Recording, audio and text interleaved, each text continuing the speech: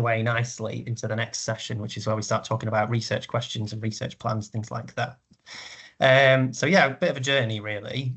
So just to show you what we're going to cover today, sort of the learning objectives is we're going to go over what is a clinical trial and how is that different to an observational study, for example.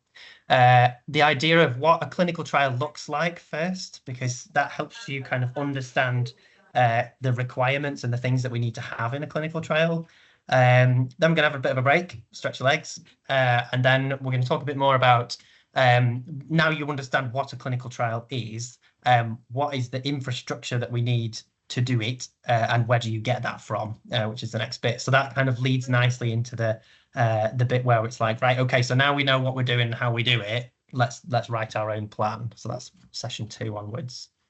Okay, so let's walk through what that is. If you've got any questions, pop them in the chat or raise your hand. Happy to answer them. There's also a big section at Q&A at the end. So if it's kind of a long, extended question, if you want to save that to the end, then we've got plenty of time to discuss there.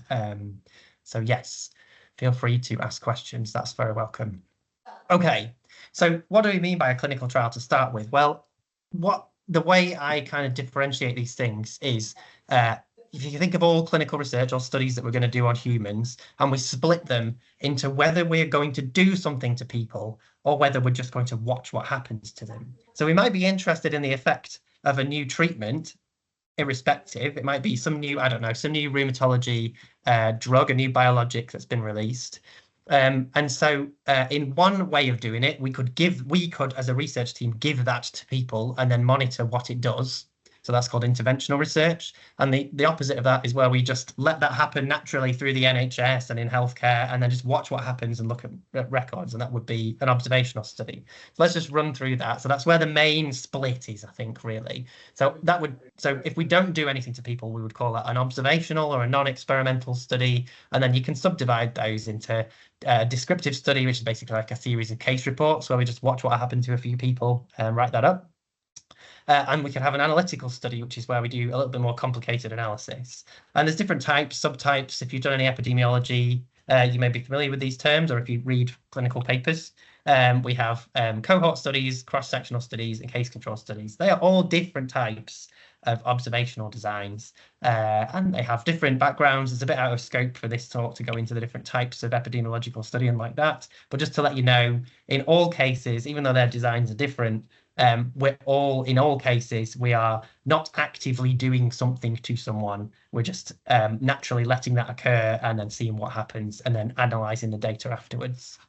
So that's not what we're going to be talking about today. What we are going to be talking about, however, is interventional studies. So this is where we actually actively give a treatment to people and then follow them up. So in almost all cases, they are exclusively prospective data. So we're going to do something, then monitor them later with a follow-up visit to see what happened. You can't really retrospectively give someone an intervention, although you may use a bit of retrospective data mixed in the analysis sometimes, like case history and things like that.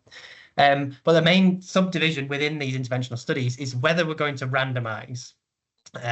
So that means we've got some external random process which is going to determine who gets the treatment and who doesn't get the treatment. They get something else that we want to compare it to. And so within that, we have a randomized control trial and a non-randomized control trial.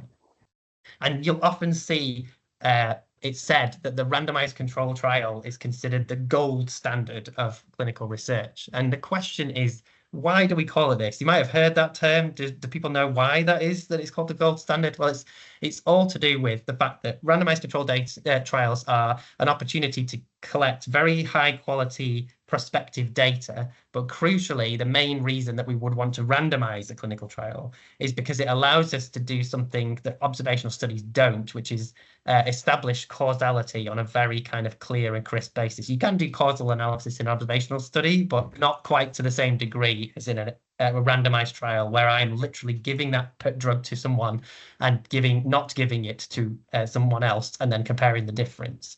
So let me explain a little bit. We're going to do a tiny little bit of causal theory to explain what I mean by that, and then we'll go into a bit more detail about clinical trials. But let's explain why randomization is important, and why it's special, and why it makes us think of this as this gold standard for establishing cause and effect of something. So imagine we've got a new treatment, for example, some new painkiller, an analgesic that we've just invented, and we want to compare it to some kind of control condition, something else, right? So that might be not the treatment. So to see what the difference is when you give it versus nothing, it may be a competing treatment that works similarly well, but maybe ours is cheaper, or maybe it has a stronger effect. So it might be an active comparator, or it might be a placebo. So that's something that looks exactly the same as the treatment that we have, but is inactive. So with a drug, we would make some pills that look, if it was an oral tablet, for example, you'd have a tablet that looks exactly the same, but is missing the active ingredient that makes it work.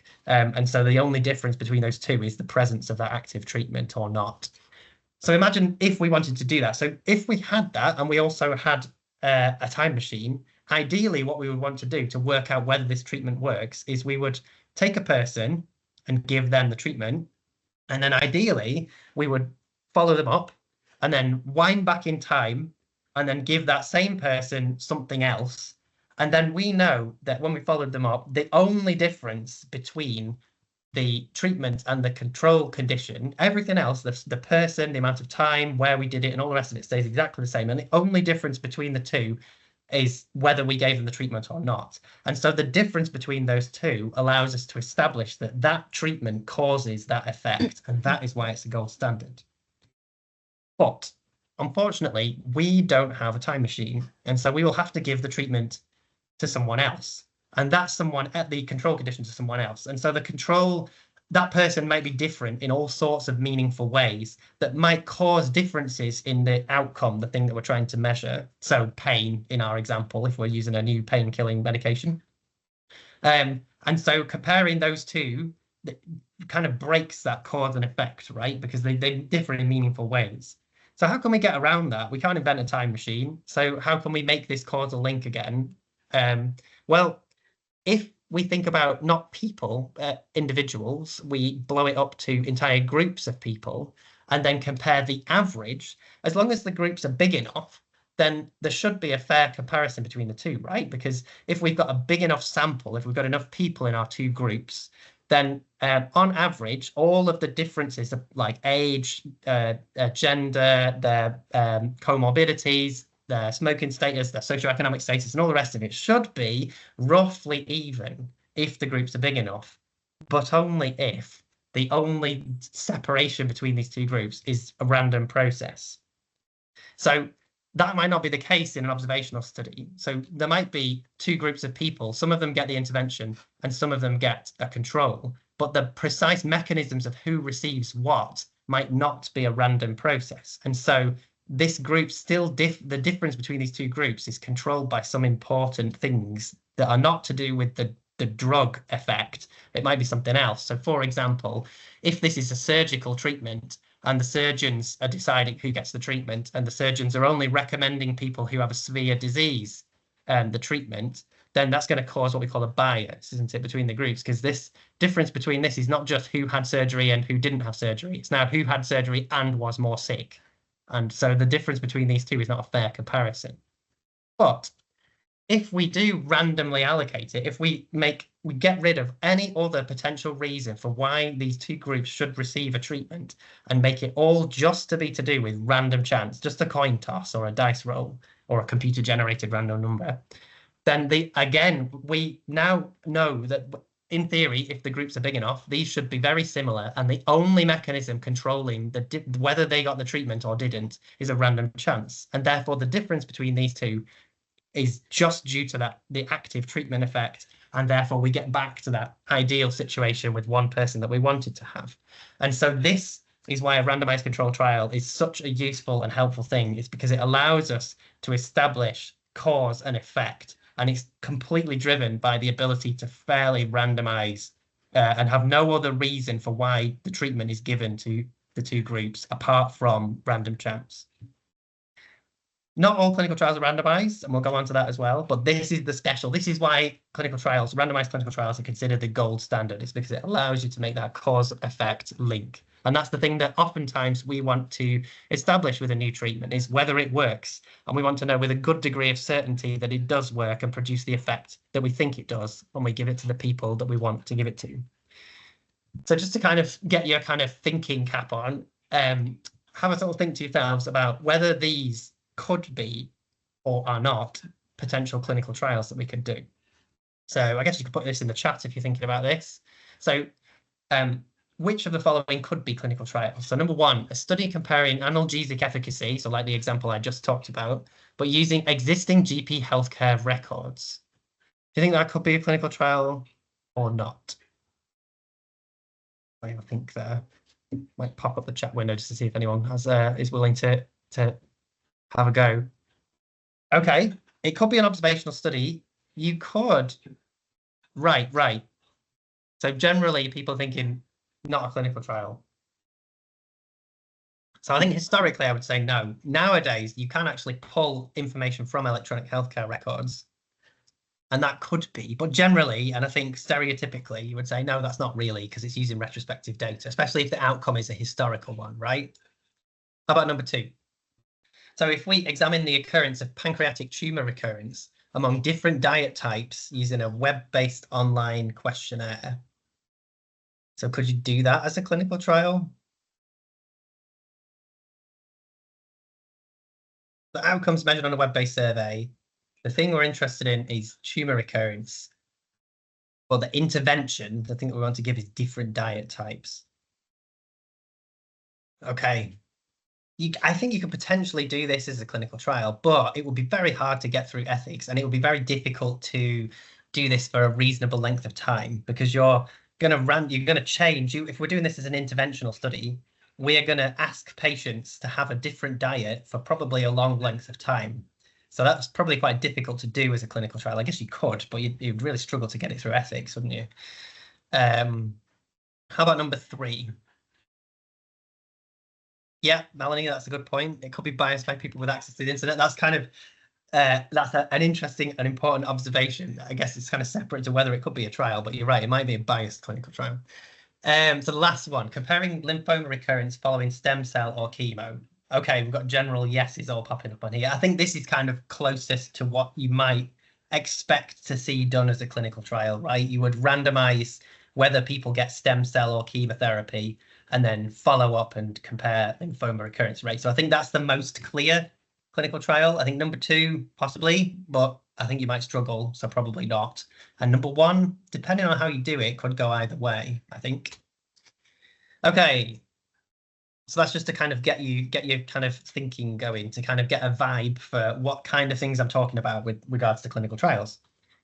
Having said all this, all clinical trials do have to be prospective, right? We have to collect data at the beginning when we give the intervention, and we have to collect data afterwards, right? To see what the effect of that is. That's the whole point of a clinical trial. But not all clinical trials are randomized. It depends where we are on something called the translational pathway. Okay, so let me explain what the translational pathway is. Before I do, has anyone got any questions on that first bit about what a randomized trial is and how that's important for establishing cause? Are we all right? Should I just plow on? Okay, so let's talk about the translational pathway. So you might have seen these words in the literature an awful lot. Referring to different types of clinical trials, different phases, right? But the whole of this process we would call here the translational pathway. And so what happens is, when you've got a new intervention that you want to bring about and test and bring into clinical practice, you have to make your way down this pathway, ultimately with the aim of getting this thing approved and licensed by the regulator, which in the UK is called the MHRA, the Medicines and Healthcare Regulatory Authority, which allows it to be used in clinical practice. But there's a lot of steps before that, and each one of these can be a clinical trial, and each one of them has a different kind of flavour. The general trend is that we start heavily looking at safety at this end of the kind of translational pathway, and we start shifting towards efficacy. So safety is whether the treatment is safe to put in humans. Efficacy is whether it works in its ideal settings. And then effectiveness, which is whether it works in a kind of real world setting. This is the kind of shifting kind of spectrum that we move through. And so these are usually divided up into phases. And in drug development particularly, They're very clear, these, although they tend to blur a little bit sometimes, but they're very clearly named. And so what I'm going to do to teach you about this is explain this kind of in the example of drugs, and then I'll explain later about how kind of devices, diagnostics, and complex interventions differ. It's very similar, but this is the kind of clearest, easiest way to kind of get your head around it. So we'll start with drugs and then we'll move into devices. Okay, so the first step is to do preclinical trials. So this is before humans are involved at all. They may not even involve living things. They may even be just mathematical modeling studies, so simulation studies that suggest that this new active molecule should fit in this receptor that we're interested in, and therefore it should produce an effect. So that's a mathematical modeling study.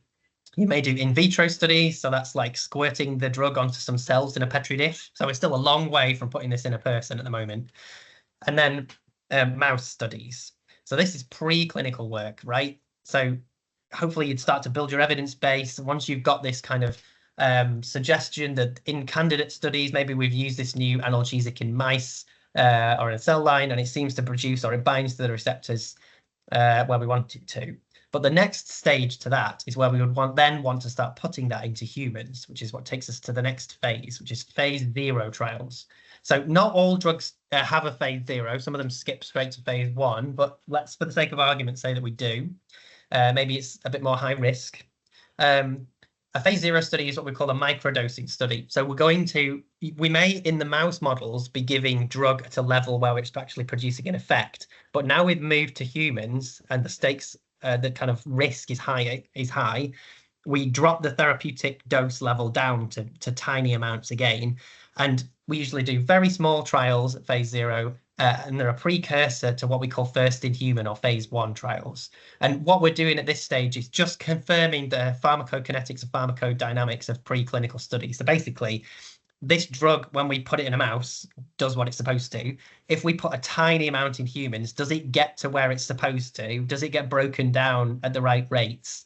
Does it penetrate the blood-brain barrier, for example, which is a very difficult thing for lots of medicines to get across? So is it getting to where it's supposed to? We're not even talking about whether it works at this stage. It's just about safety. Can we put it in a person without anything dangerous happening and it get to where it's supposed to go to? So in this, we don't have randomization. They're often all active interventions, no placebos, no randomization, no blinding, none of those words that you see in big kind of Lancet papers that are published about double-blind randomized control trials. We are not at that stage yet. That's later down the track. So that's phase 0. The next stage is phase 1. So these are first in human studies. So they're often subdivided these days, particularly in oncology, to phase 1A, which is where you give it to healthy people, and phase 1B, which is where you're doing it in the clinical population in patients. So again, like phase 0, the main focus of a phase 1 study is safety. The primary outcome and the main thing we focus on is safety. We might monitor a bit of efficacy and whether it works, but the main outcome and the things we're monitoring heavily and reporting on is the safety of this thing. So very small numbers of patients, like in the order of tens. And these are what we would typically see as dose-finding studies with a drug. So you'd start with a very, very, very low amount and give it to a few patients. If it's safe, we'd then ramp it up. And then if it's safe in that group of patients, we'd then ramp it up again. And we monitor the effects and the side effects. And maybe when we start getting to higher doses, we start seeing an effect. And that's what helps us decide what the level is that we're going to take forward. So usually, particularly in oncology, we assume that the highest tolerable dose is the one that we want to give. And so we work our way up to the highest possible dose that causes the minimum amount of side effects that we're able to tolerate. And then we say, right, stop, we're going to move to the next stage. So again, we might have multiple arms because we're going to give multiple doses, but dose levels, but we often don't have placebo, no randomization, no blinding. And again, small numbers of patients and usually quite open inclusion criteria because it's high risk. So we'll basically take anyone who's willing to put themselves to that level of risk and volunteer and kind of help us out in that way. So that's phase 1, first in human, dose escalation usually. Phase 2 trials is now starting to shift from safety to efficacy. So maybe we've decided that the dose that we went in phase 1 we're happy with, and we're going to take that forward to the next stage in a phase 2.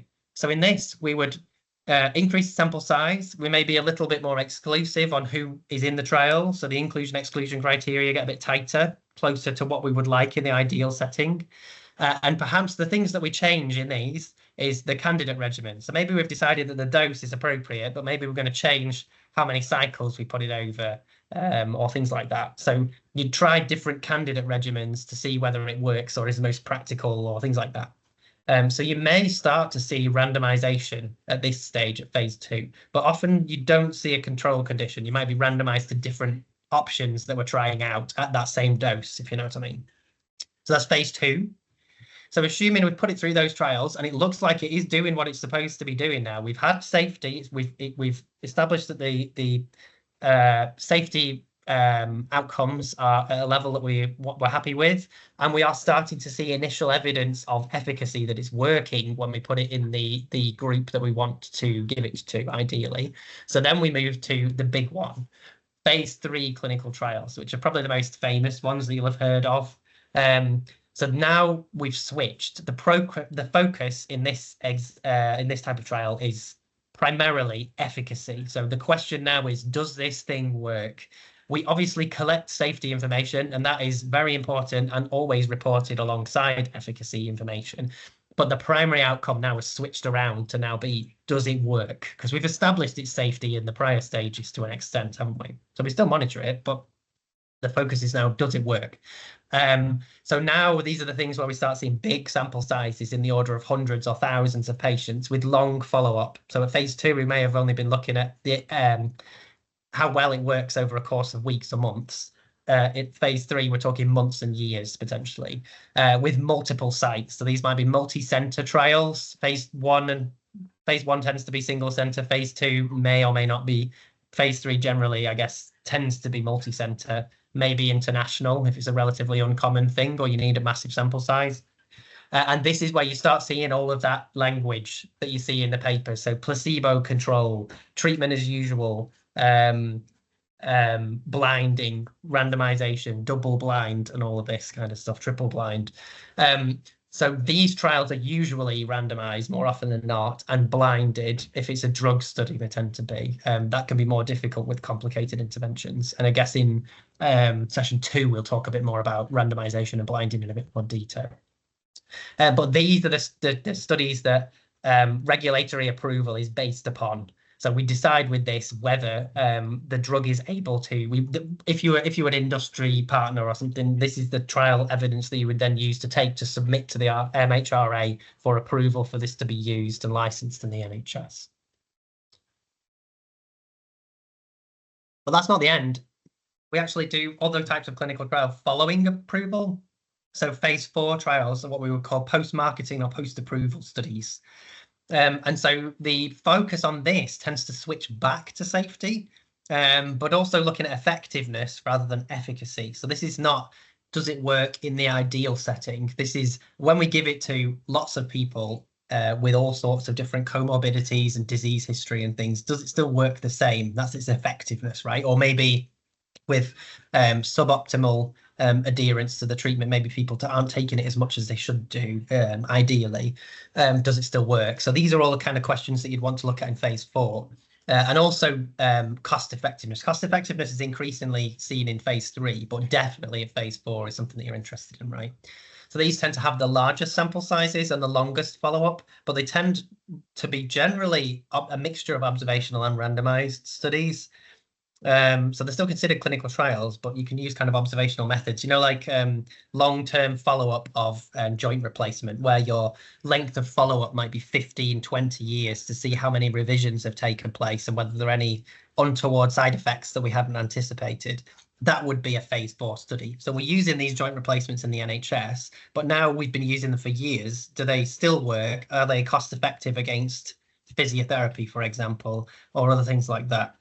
That's a phase 4 study. So you tend to have very pragmatic control conditions. You don't see placebo controls at phase 4. It tends to be like what we do currently, the best next alternative, treatment as usual, or competing treatments, the next gold standard or something like that.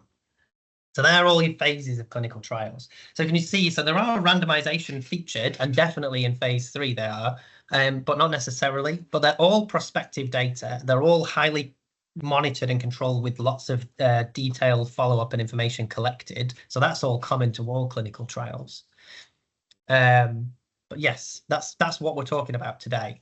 So generally, you will hear people bandy around the terms early phase and late phase, and I think the boundary is a little bit blurry on this. But I think I would say that if I was going to put a line anywhere, I would class predominantly when we say early phase, we usually mean phase 1 and 2, but it refers to all of those. And when we say late phase trials, we generally mean 3 and 4, but predominantly 3. So when we say early and late phase, that's just to kind of set in your mind what end of the spectrum we're talking about on this translational pathway.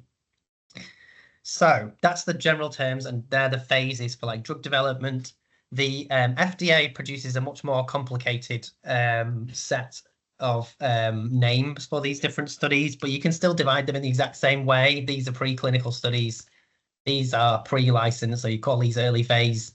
And then these ones, you would 3 and 4, you'd call kind of approval or post-approval type studies. So it's the same kind of thing can be mapped on with their more complicated way of doing it. So there you go.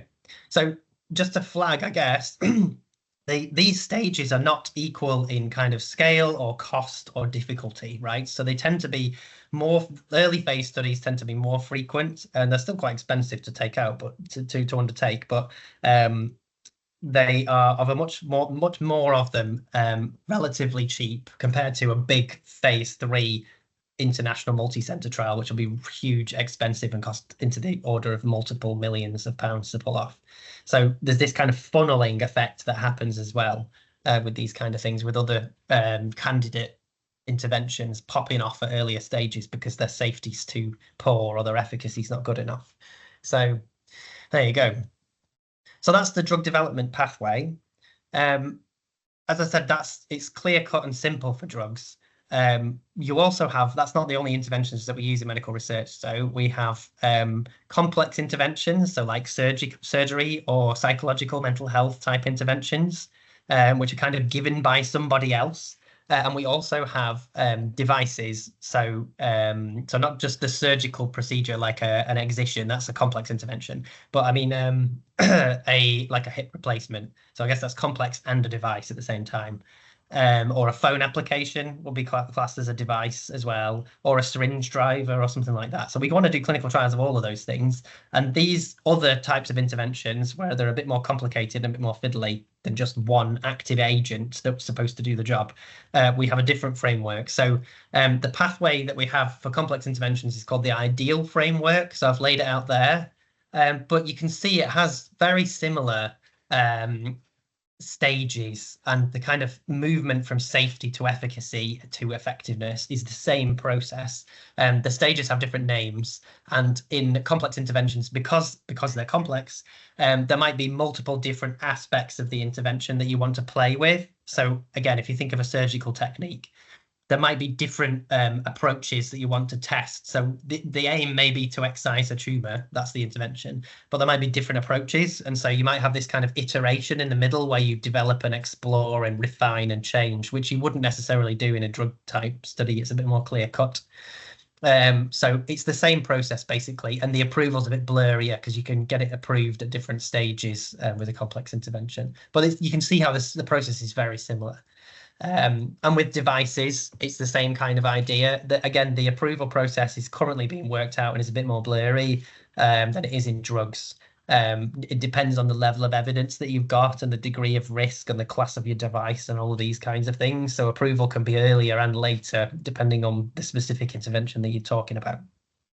But again, it's the same kind of idea of starting with preclinical stuff, building up evidence of the idea in a small, perfect setting, and then moving to larger scale of things as well. So it's the same process, just a bit less clear cut. So the BRC, I know, is particularly keen on doing early phase and proof of concept studies. So again, they tend to have highlighted where they would fit on all of these frameworks, right, for all of these different interventions, just to kind of set in your mind what I mean by that. And then just to round off again, to separate the difference between early phase and proof of concept studies, the primary objective is safety. We're interested in some sort of early efficacy signal, but it tends not to be the main objective of the study. early on, we will be relatively relaxed in who we include. We just want to get patients and people. They tend to be small, single-center studies that are relatively high risk for participants because we've never done this type of intervention in people before. So they tend to be, that's the kind of vibe of the things that we're interested in monitoring, and the level of safety and clinical staff involved to monitor these types of things. And the outcomes tend to be short term and potentially surrogates of long-term outcomes. So they might not be. So if we're interested in a new intervention for myocardial infarction, we might not wait until someone actually has a heart attack. We might use some kind of biomarker, some kind of blood marker that indicates a precursor to that we can measure a bit quicker. And there's a wide range of different designs depending on the specific questions. I've talked a bit about dose escalation designs, but there's lots of different shapes and flavors of clinical trial design, which again we can talk about in later sessions. But for the purposes of this session, I'm just talking in the kind of generic any old clinical trial that's collecting prospective data and doing something to someone. So we'll stick in very general terms for this session, and then we'll talk about specific stuff later. Okay, so that's a bit of the theory about clinical trials, just to round off this section. And if anyone's got any questions, I'll check the chat. But clinical trials are prospective structured data collection, where the research question usually focuses on the effect of a new intervention. That's the main focus of why we would do this, is we want to see if this new thing that we've invented works, and then we can use it. That's why clinical trials are there, right? So they don't always feature randomization, as I've covered, and blinding and all the rest of it until the later phases, but the other features definitely do apply. And the specific design depends on the research question and its location on the translational pathway. So they can be very different depending on where you are and what the aim of the study is. Yes, this is just a note to remind me. So diagnostic tools are also classed as an intervention as well. So you would test these in the same kind of processes. So, for example, if you've got a new AI-guided radiotherapy app that detects fractures, then you would still put it through the same process. You would still have outcomes about how many people did it detect a fracture in, and you do head-to-head comparisons with current rates. You maybe randomize people, and so you can do diagnostic interventions in the same way as interventions that are going to produce a therapeutic effect. It's just that they tend to be a bit more, diagnostics are a bit more upstream, aren't they? And the outcomes may be whether you've diagnosed people and the rates, or it might be the prognosis. So what was the outcome of this as a consequence of using this new AI-based app that can detect fractures? Were there fewer side effects? Were people able to go home quicker? Did we do surgery better and things like that? So you can put them through the exact same process. So I would still consider them an intervention too. It's just that they don't have a direct effect on the clinical outcome. They have a kind of upstream effect of that, but you still think about it in the same way. Okay, shall we? Yeah, I'll just have a check. Has anyone got any questions on that section before I just jump on? I'll just check the chat. Or is everyone happy for me to just crack on? Okay.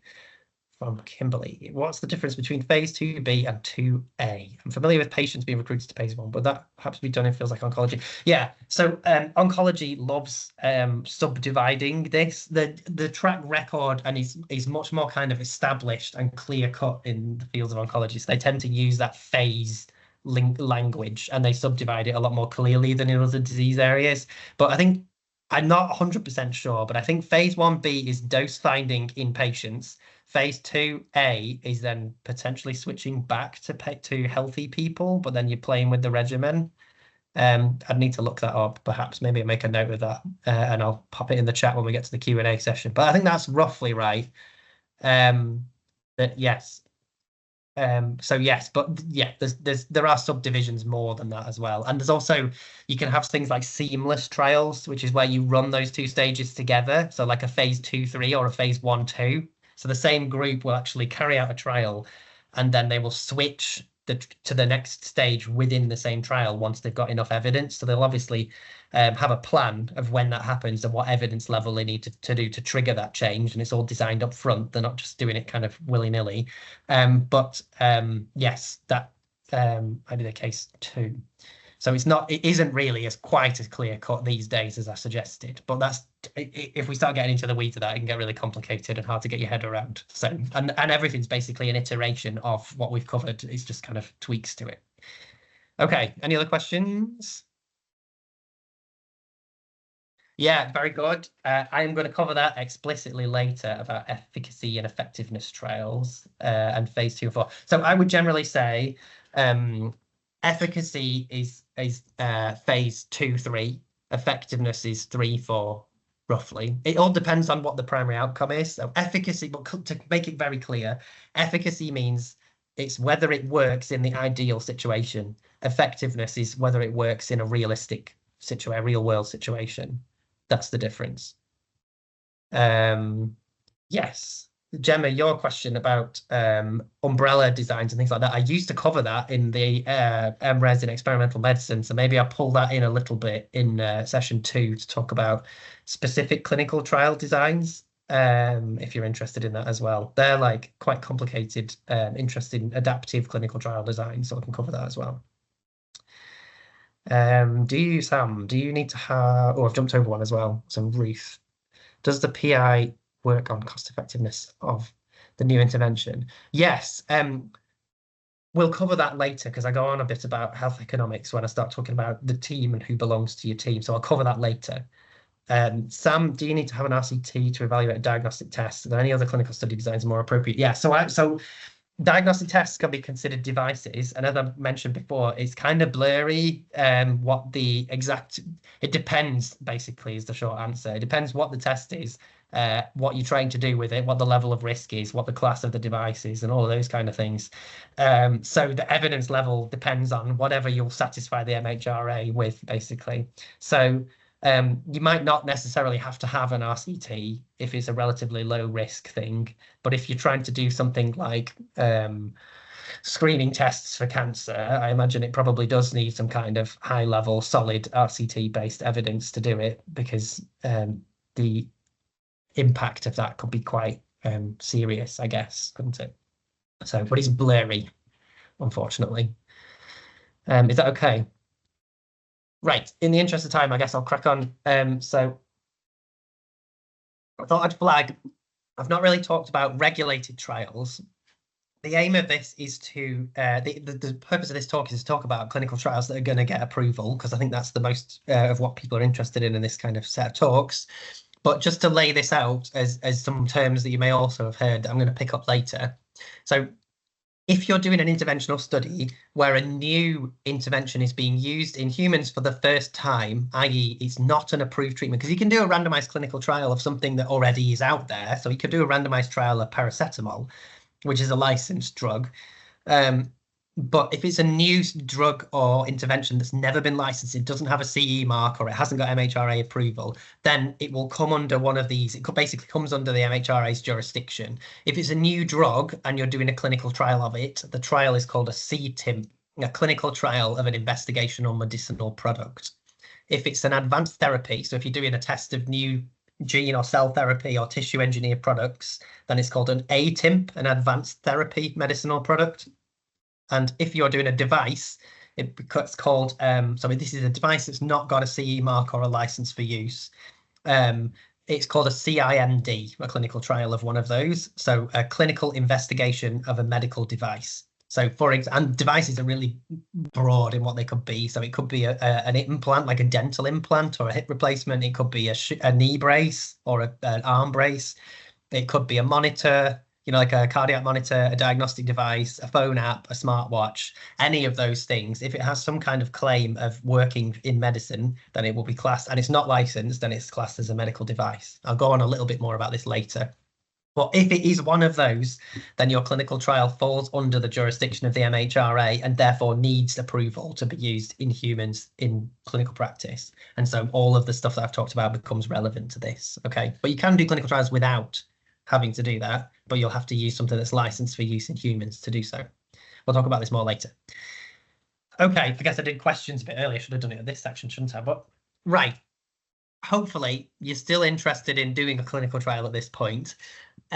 So let's start to think about how we can do one of these. Maybe you've got a brilliant idea of what you want to bring forth and use in clinical practice. So I've laid out what a clinical trial what it is in essence. Let's talk about designing how we're going to do one of these. Let's outline the process of how we would bring one of these clinical trials about. So instead of talking about all the phases, let's pick one of them, right? And just say, right, how are we going to get our new idea into clinical practice? So usually you will start with a very good idea. It will be some new intervention, like I said, some new analgesic, some new detection, MRI scan or something like that. That means that you can then formulate the research question. So the specific thing that we want to test. So does this new device pick up cancer more often than the current treatment? That's the research question now. So I've turned that idea, the device, into a research question.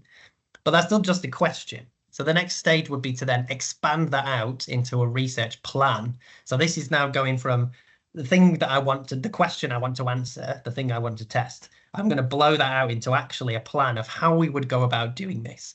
So we would write a research plan, which is a relatively brief document, which explains the design of the trial, what data you want to collect, where you're going to get it from, how you're going to get it, how you're going to analyze it, who you're going to tell it to afterwards, the dissemination plan, and the timelines as well, importantly, your Gantt chart. And then obviously you start getting into the pragmatics of how you're going to bring this about. So how are you going to do this? So what resources do you need? How much money do you need? What databases are you going to have to construct to have the data, your analyst skills, your clinical expertise?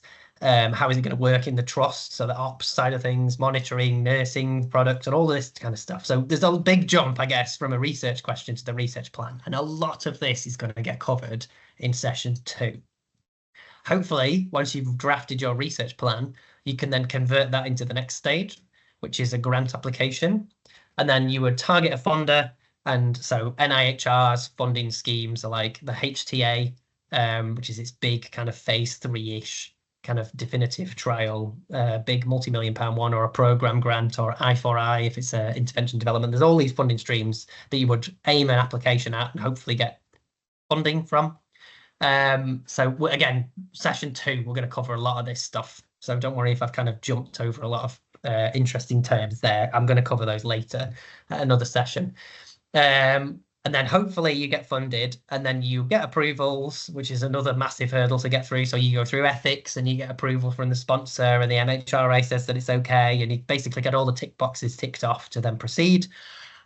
And then you can start. So we've not even started the trial at this point. So these are all the hurdles that we've got to get through just to get off the ground. So each one of these steps can involve lots of people. And please don't underestimate the amount of help and involvement and timelines required for getting a clinical trial just to this stage, let alone actually finishing the thing. So yes, but again, this is laying the groundwork a bit for week 2. But this is the design process. But I thought it would be helpful in this session to explain what a clinical trial is in the first place, what it looks like to do one of these, to help give you a flavour of this, what kind of things we're going to need to have in place to write a research plan and where you're going to get them from. So we're kind of doing this in a back to front way. Like I said, the other stuff we're going to cover in week 2, but this bit, let's show you what a clinical trial looks like and then explain where the resources are that we're going to need and where you can get them from. That was the purpose of today's talk. So let's talk about clinical trial conduct. So what does a live clinical trial look like? Okay, so to work out what we're going to need in our clinical trial itself, we're going to work back to front, like I said. So to do our research plan, it's easier to know where you're going to get at the end and then work backwards from there. So I'm going to do that today. So ideally, the whole point of a clinical trial is to answer a research question with our study. There's a whole bunch of different stages that a clinical trial has to do that. So just to answer that simple question that we've got, we need to recruit some patients. We need to collect some data on them once we've given them the intervention or given them the control, if it's a randomized study. We need to analyze the data to work out whether the data we've collected shows evidence of safety or efficacy or whatever the aim is. And then we write that up and report it. And then hopefully, if we've completed all of that stuff, we can close out the study and archive it and keep that data safe so that we can either share it or give it to the regulator or whatever purposes we need to do, but close things out appropriately. So that's the general set of stages that you need in a clinical trial. They always go through this process. So there's this kind of like building up of a clinical trial as you recruit your patients and get going. Then it kind of cruises, and then it'll wind up at the end with the analysis and the closeout and the archiving. That's the kind of general process of a clinical trial. And a clinical trial generally has what I like to think of as a kind of rhythm when they're kind of going. They have this kind of way of working, which I thought I would explain because it's helpful to show you what a clinical trial kind of feels like to work with one or as part of one, to give you an idea of who is involved, which is starting to get us to where we want to get to, which is what resources do we need to be able to do a clinical trial. So it doesn't matter what phase this is in, clinical trials generally have all of these steps, right? So you start by recruiting patients, allocating them treatment. So that might be randomized. It might not be. It might just be figuring out who's eligible and giving them the treatment, and then following them up. So that's the main bread and butter of a clinical trial, right? We're recruiting people, giving them the intervention and following them up. And then we want to make sure that that's safe and that we're getting the quality that we expect and everything's working, and whether we need to do any course corrections and things like that. So we will have frequent meetings of what we call the trial management group. So on one of the clinical trials that I'm involved in at the moment, we have a TMG meeting every fortnight. Every 2 weeks, we'll review the data, we'll make sure recruitment's going okay and check over things as well, right? So that's the next stage. So we have a TMG meeting, a trial management group meeting, and we will review our data and the trial conduct and see how things are going. And then if we don't need to make any changes, then we just crack on and things are just humming nicely, and the clinical trial just cruises on by until we get the number of patients that we said we were going to get, and then we're sorted. Also, there's a second group which meets less frequently called the TSC, or the Trial Steering Committee.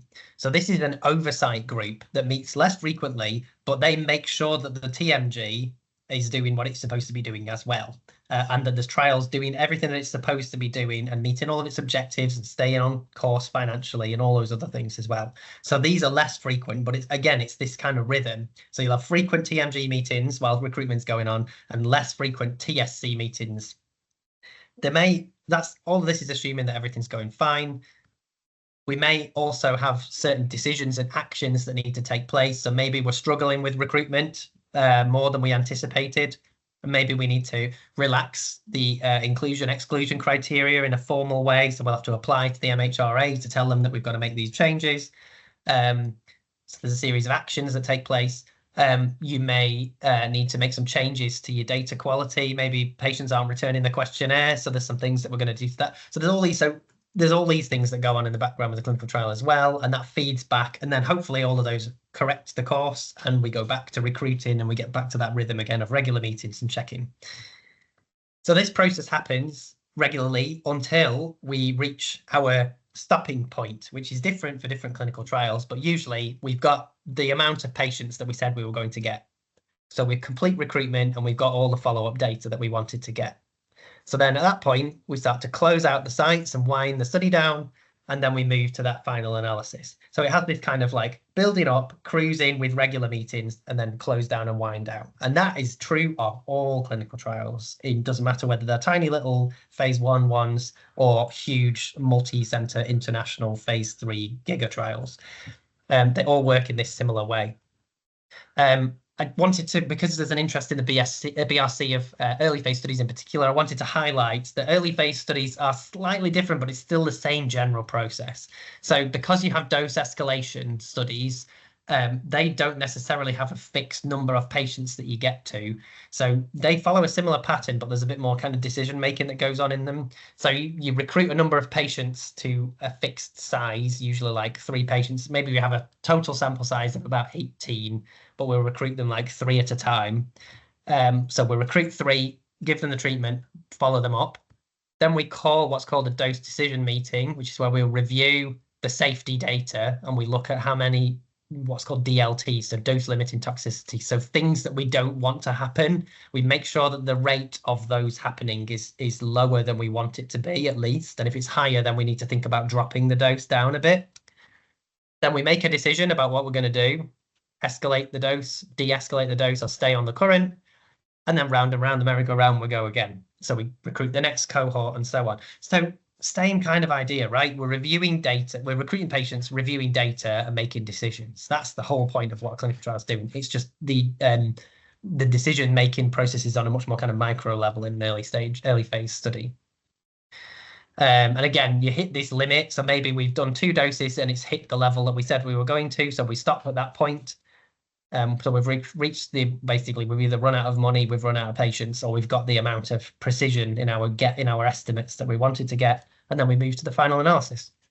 So very, very similar, but I would consider early phase studies as what's called an adaptive design, which is where when this point is reached can be different depending on what actually happens in the clinical trial. With a normal clinical trial, like a phase 3 big one, you would say that we're going to recruit 200 patients and you keep going until you get to 200. With an early phase, you say we're going to recruit patients until we hit the safety level that we want to. So that might mean that you get different numbers of people and it finishes either shorter or longer than we expected it to. But I just wanted to emphasize that it's in some ways a little bit different, but generally speaking, the same processes of recruiting patients, giving them the thing, monitoring them, and regular meetings and oversights to make sure it's all safe. Okay, why am I telling you all of this kind of stuff? Well, it's to highlight these 2 teams, right? Because they are the people that make the trial work. So you have the trial management group and the trial steering committee. And your trial management group are the internal team that do the day-to-day running of a clinical trial. And they, as I said, meet frequently and they'll discuss the trial progress against the objectives, make sure it's following what we call the protocol. So that's the next stage on from a research plan. That's exactly what are you going to, like basically an instruction list of what you're going to do in your clinical trial, monitor safety and data issues and all the rest of it. And this team almost exclusively designs and runs the trial. So they're the team that came up with the idea in the first place, usually, right? They switch to becoming a trial management group when the trial activates, but you would call these guys the research team and they turn into a trial management group. Okay, so they're the internal team that they basically design and run the clinical trial and have frequent internal meetings. You also have the trial steering committee, which is an oversight team. So these are an external team of independent people with expertise that's relevant to the clinical trial, but not connected to the clinical trial. So they get invited to come. It'll be the same group because you get them to sign up from the beginning of the study, the committee. So usually you will have a clinical representative who will have expertise in that area. So maybe it's a neurosurgery trial. So you'll want a neurosurgeon who doesn't work or has anything to do with the clinical trial itself, no conflicts. They get invited. You usually have some kind of analyst, like a statistician, an independent statistician. So again, with expertise that's relevant, but not connected to the trial at all. And then you might have, increasingly often, you have a patient representative as well. And they will oversee the trials. They do those TSC meetings and they meet with the TMG as well. And they will be shown reports and data and they make sure that the trial is safe, that it's scientifically valid, that it's on time, and it's to budget as well. So you might have also the funder involved as well. I'm going to go over this a bit more specifically in a second. Any questions on that kind of stuff, actually, before I move on? Is everyone okay with that? Because I guess we've gone through quite a lot of bits there.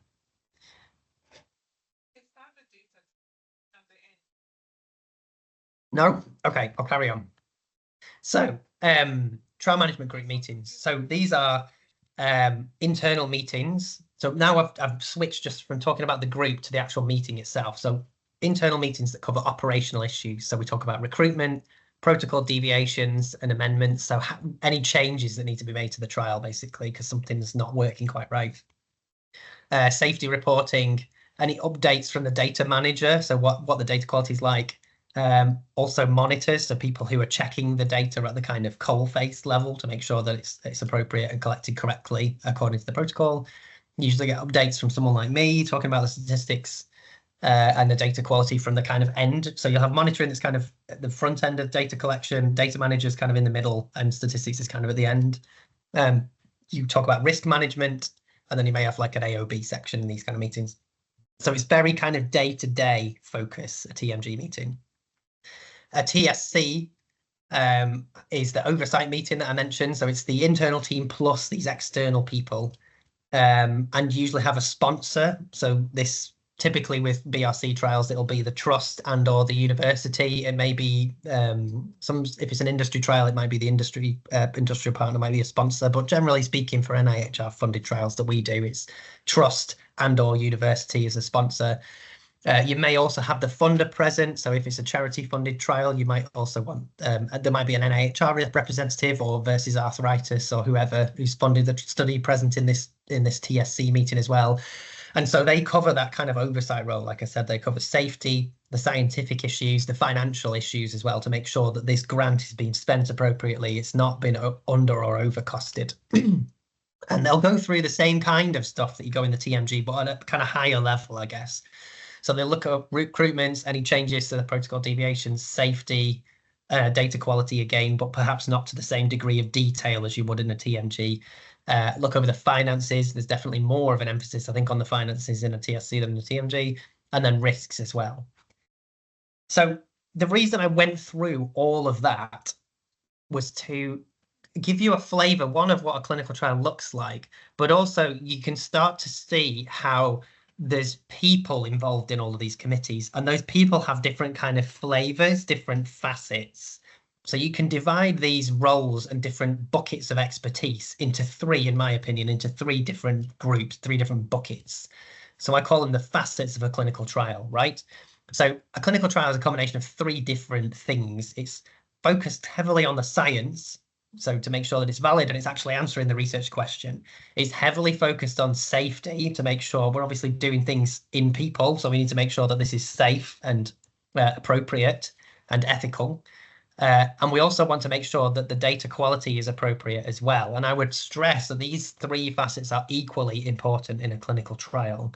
But if you think about the topics that I talked about and the roles that you might have in a clinical trial, you can see how individual people that are involved in a clinical trial will belong to, they might have blurry bits and be responsible for different, all three of these to different aspects, but you can see how people kind of fit into these three different kind of buckets here. So for example, a clinical person would tend to be on the science and safety, but less so on data quality. A data manager would tend to be focused on data quality and safety, but perhaps less on the science. A statistician's kind of heavier into the science and the data quality, and perhaps less so on the safety than the more clinical colleagues.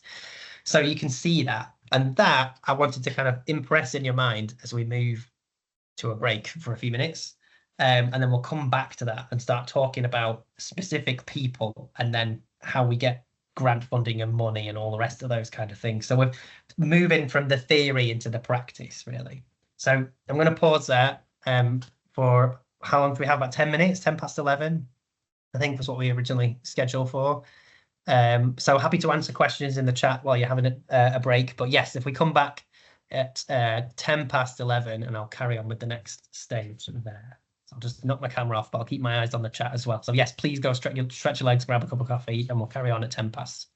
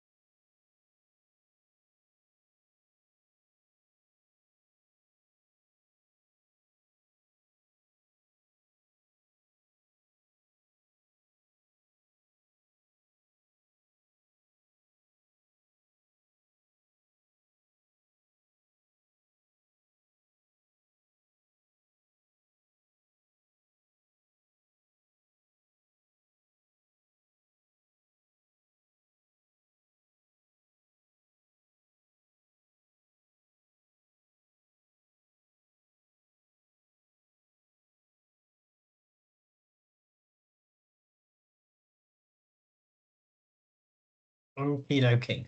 So, hope everyone had a decent break, managed to get a chance to stretch legs and grab a drink. Okay, so I left you with a thought about specific kind of roles that people have. Oh, I'll just wait till a couple of people join. Right. I left you with this kind of shape, didn't I? To think about with different roles that people could kind of fit into, different kind of pigeonholes, which are, like I said, blurry, but generally people tend to fit in one or two of these more than others.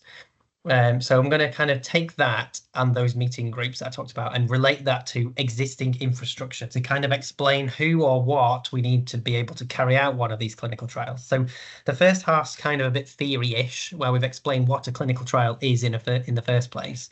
And this is going to start translating that into how do we actually do one of these. So there you go. So if we take those three facets that I talked about and then start putting kind of people to this. So I went through topics and we talked about themes. Let's turn them into people. So who could form the trial management group that we've got? Who can talk about all of those topics that we mentioned in the other before the break? So we have a chief investigator. So that is generally a clinical person who has the subject matter knowledge, who is going to come up with the clinical question. So they're usually the person with the idea and the kind of lead on the application, as well as the lead on the trial as well. You also have a data manager. So they're the person who, they might be several people actually, but they could be one person who is creating the data and the data kind of custodian. So they're responsible for creating the system that captures the study data, but also monitoring the security, making sure it's collected appropriately, it meets the objectives of the study, and archives it out at the end. So their role is data design and custodian, like I said. You also have a trial manager. So while I'm saying this, can you try and kind of mentally pigeonhole them into which of these three aspects they may lean most heavily on? Trial manager, so that's your kind of ops person or a trial coordinator. So they're the kind of the lifeblood of the clinical trial. Actually, I think the most important person, apart from the chief investigator and the other guys. I don't know. It's hard to say that. Actually, I think everyone's equally important because without any one of these, the whole thing would fall apart. But the trial manager does the ops, so they will be arranged. They'll be relating to the kind of finance, setting up of contracts, making sure things are meeting their milestones, usually help out with recruitment and screening sides of things as well, is what trial managers tend to do as well. So all of those kinds of things that kind of make it work. You have people like me, statisticians, tend to have a focus on the kind of scientific validity. So they're interested in how big the trial is supposed to be, whether it actually answers the research question in a valid way. They plan and do the analysis, and they'll usually be quite heavily involved in the publication with the chief investigator. I guess trial managers and data managers can and should get involved in the publication, but perhaps to a lesser degree than the statistician and the chief investigator would, because they're more heavily science focused, I guess. You increasingly, particularly in NIHR trials, funded trials, you have patient representatives. So this is a patient who is part of the trial team. This is not a patient who is being recruited to have the intervention. So a person who has the lived experience of the condition that you're interested in. So if it's a rheumatoid arthritis trial, we would have a rheumatoid arthritis patient as part of the team. And so they are really important because they help establish whether the study is important to meaningful things that patients care about. They help with the communication to make sure that it's not being sent to a very niche audience in a very technical way, that it's broadly broadcasted in a way that is relevant and understandable to the clinical population that are going to receive this treatment. So very vitally important patient representativeness in there as well. Like I said, usually with NIHR funding applications, they want them right at the beginning. And not just brought on as a kind of token effort later on either. So, but we'll talk about that a lot more in week 2, session 2, when we start talking about inclusiveness and diversity and equality and PPIE and things like that, which are very strongly emphasized in clinical trials these days.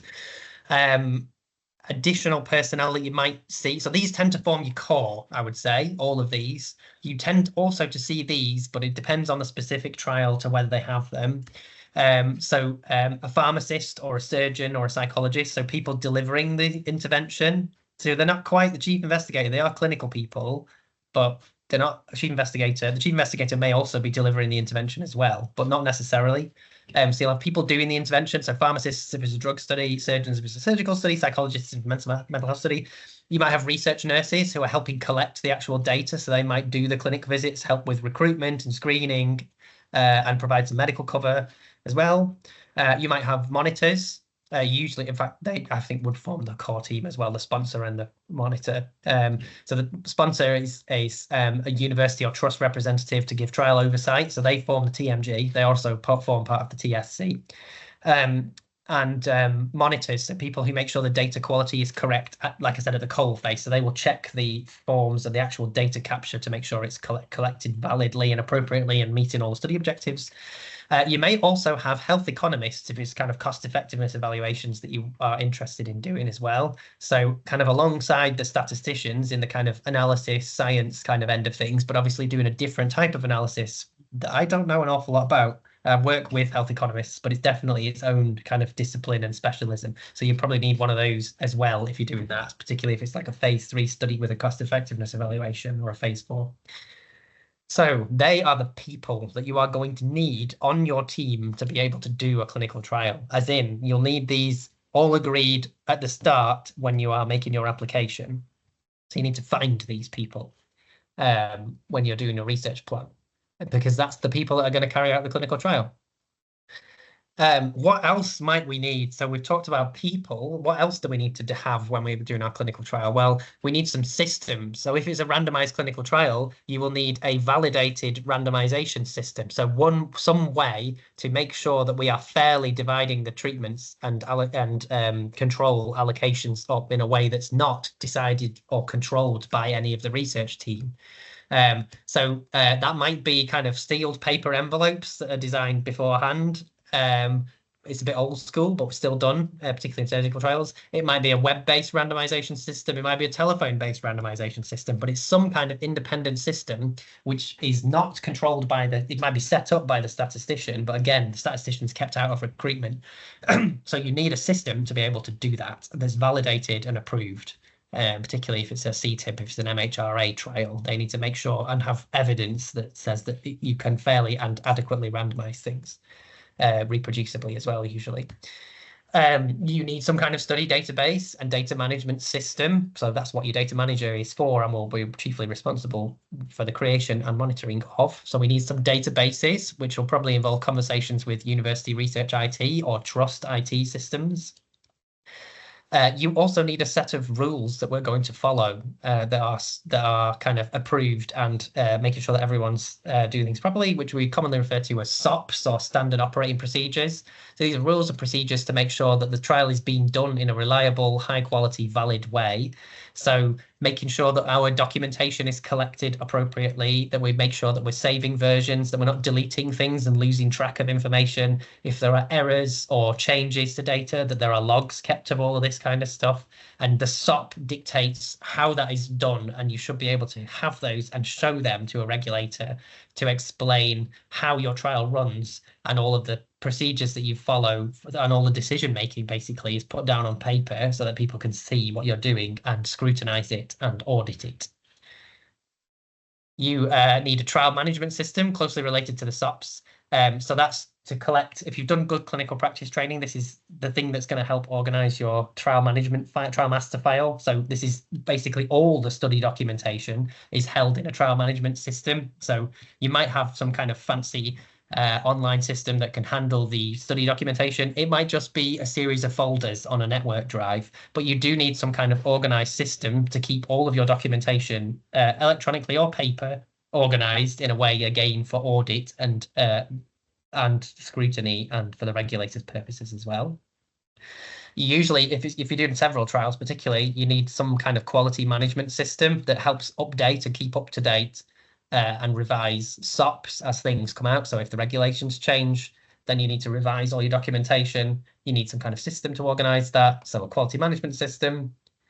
And usually, if it's a particularly thorny or difficult thing, like a complicated device, having some kind of regulatory expertise present inside your team, I think, is pretty essential. Usually, your trial manager will have a good handle on that, but you might have a specific regulatory person or a governance person whose job it is to focus on the regulatory compliance of your study. So they're all kind of systems that we need to have. So does that seem like a lot of stuff to do a clinical trial? Quite an expensive series of things? Well, this is why clinical trials are really expensive, because you need all of these different things. So where could we get those from, right? We've got different plans of how we could get all of these different things. And there's not one specific answer. So what I want to spend some of the talk is explain how different ways you could do this, and also relate some of this to Manchester specifically. So one way you could do this is we could recruit or buy in each one of these individuals and systems into your research group per project. So you could either design them yourself, recruit and train the staff yourself. You could buy in third-party kind of software or companies or database systems, and use your own research team. So the advantage of doing that is that you have a bespoke team that you've created specifically for your clinical trial. So you know they're going to have the exact skills and expertise that you want because you've basically created it from scratch. However, this can be very inefficient, expensive, and slow, especially if you're doing multiple clinical trials and you're doing this each time. You're going to have to go out and advertise for specific roles to get this. So it can be slow and difficult. It can be quite difficult to attract people to one clinical trial with expertise of sufficient quality to be really good. It makes the trial quite vulnerable, because if any one of those people becomes sick or leaves, it makes it difficult to make the trial sustainable, and is, like I said, it's quite vulnerable to it's quite a high risk, really, isn't it, to the trial all falling apart. And also, particularly if you're going for a high risk CTIMP or a CIMD, any of these regulatory, all of these studies that are overseen by the regulator, MHRA, they usually want, and the funders particularly want evidence, and the regulator actually, they both want evidence that you have a validated, kind of approved place and set of a team that has a good reputation. And that might be quite difficult if you're setting up this for the first time. If you're an established, for example, if you're a long established diabetes research group who's been doing this kind of study for a very long time and you know what you're doing, then I think this becomes less relevant, because you can evidence when you put your application in that you guys know what you're doing and you've got the right skills. But if you're a new team, that can be quite hard to convince the regulator that you're going to have success with your trial and collect things properly and appropriately if you're doing it for the first time. So what else could we do? Well, we could use something called a CTU or a CRO, right? Which is a group that has all of these skills already. So let me talk about what these are, because this relates us nicely to resourcing and things. So what is a CTU or a CRO? Well, the CTU is a clinical trials unit, or a CRO is a clinical research organization. And basically what they are is a unit or a group or a company with specialized skills specifically designed to design and to deliver clinical trials. So a CTUs generally are academic units that are attached to, the majority of them are attached to universities, but some of them are attached to trusts. So they're academic, basically, attached to trusts or universities. And CROs are private companies, so they're businesses, basically, who have a team that deliver and design clinical trials too. So either way, different CTUs and different CROs have very different skill sets and specialisms. You'll find generally when you start looking at this that they will specialize in certain disease types because of usually kind of the history of where they've come from. So they'll have come from a university that had a long track record in doing diabetes studies, like I said, so they'll tend to do that because it's kind of this kind of an organic process, I guess. Or they might be really good at doing prevention trials or diagnostic studies or things like that. So they tend to have a specific skill set or specialism or things that they can do. I'm sure all of them could probably carry out a clinical trial, but generally you try and look for the one that fits your study best, would be my suggestion. So it's not necessarily about geography. So I haven't seen the names of some people in this teaching. I know there's a couple of people who've gone to different CTUs to try and find someone that fits them appropriately. We also offer different levels of involvement. Different CTUs have different levels of involvement. Some of them have this relationship where they basically want to be a one-stop shop. So when you work with them, they will want to use their statisticians, their monitors, their trial managers, their data managers, and all the rest of it. They want you to give all of the grant proportion to them. It gives them maximum control and minimum risk, and they do everything for you. You also have some CTUs that are a bit more kind of collegiate, and they will work in a more patchworky way. So if you have your own statistician, then they'll let you use that. There's usually a lot of contracting and negotiations that have to take place to organize all of that kind of thing. But it's different depending. So it's not just the disease or the trial types, it's also the kind of working relationship that you have with the CTUs varies as well, and CROs as well varies. And what it allows them to do is, one, they've got specific expertise in doing this. This is their bread and butter. And it also allows it to be more sustainable, because instead of buying in entire people, you can allocate portions of staff to your trial. So for example, you might not need a full-time statistician for the entire length of your clinical trial. Generally with statisticians, you tend to find that you need loads at the beginning, a bit in the middle, and lots at the end.